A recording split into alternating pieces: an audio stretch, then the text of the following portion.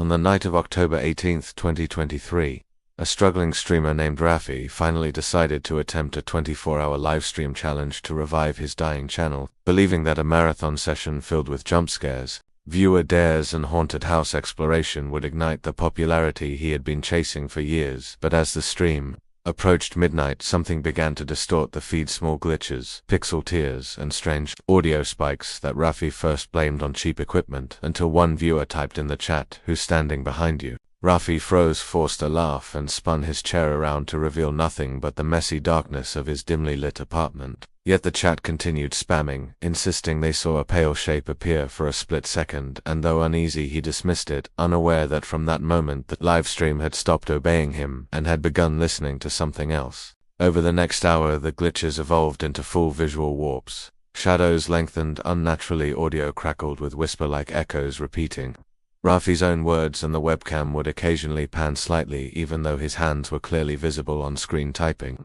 nervously as he begged chat to stop messing with him. But the scariest part was when a new viewer username Last Viewer appeared and began typing messages that seemed impossible. "Don't turn off the lights. He likes the dark. Don't check your hallway.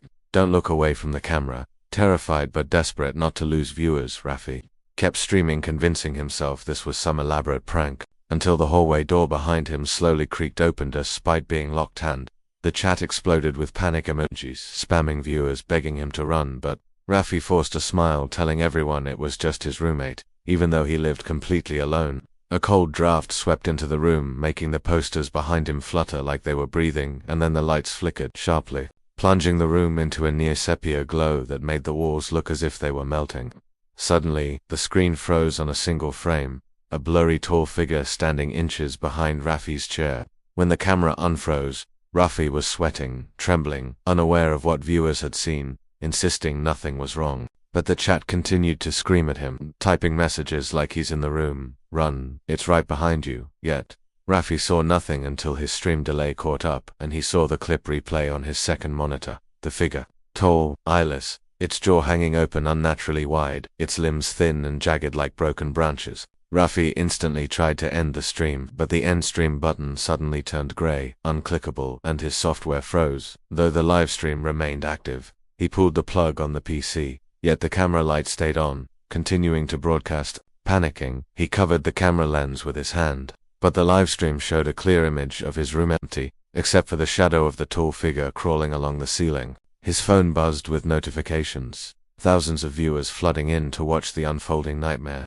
Donations skyrocketing, chat messages racing by faster than the eye could follow, and among them came another message from Last Viewer. "He feeds on attention. The more who watch, the closer he gets." Desperate, Rafi tried to flee the apartment, but every door he opened led back to his streaming room, as if the stream itself had swallowed the layout of his home.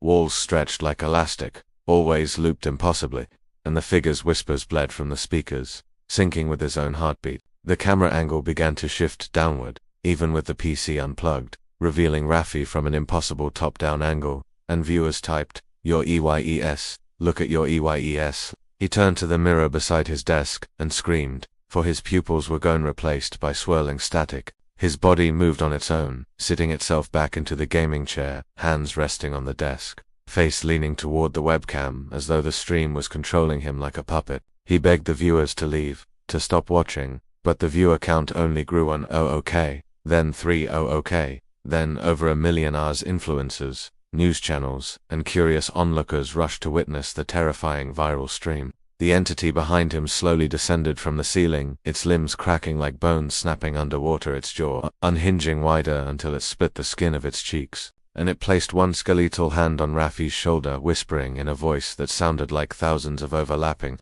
echoes, "Thanks for the audience." The screen erupted in static, but the stream continued, showing only Rafi's empty, abandoned apartment. For days, the camera remained on, the stream live, viewer count constant, comments begging for updates, yet Rafi never returned. Police who entered the apartment found the PCs still unplugged, the webcam emitting a low electrical hum despite no power source. The room felt unnaturally cold, and the walls bore scratch marks shaped like fingernails dragged violently downward. The livestream is still live even now, looping distorted fragments of Rafi's final moments, sometimes showing glimpses of hallways that don't exists in his apartment, and sometimes showing what appears to be Rafi crawling in the background with limbs bent in impossible angles, his static-filled eyes staring directly into the camera. Occasionally, Last Viewer still appears in the chat, always typing the same warning: never look away during a livestream. They hate being ignored. No one knows who or what the entity was, but one thing is certain: the livestream never ended and it's still watching anyone who watches it.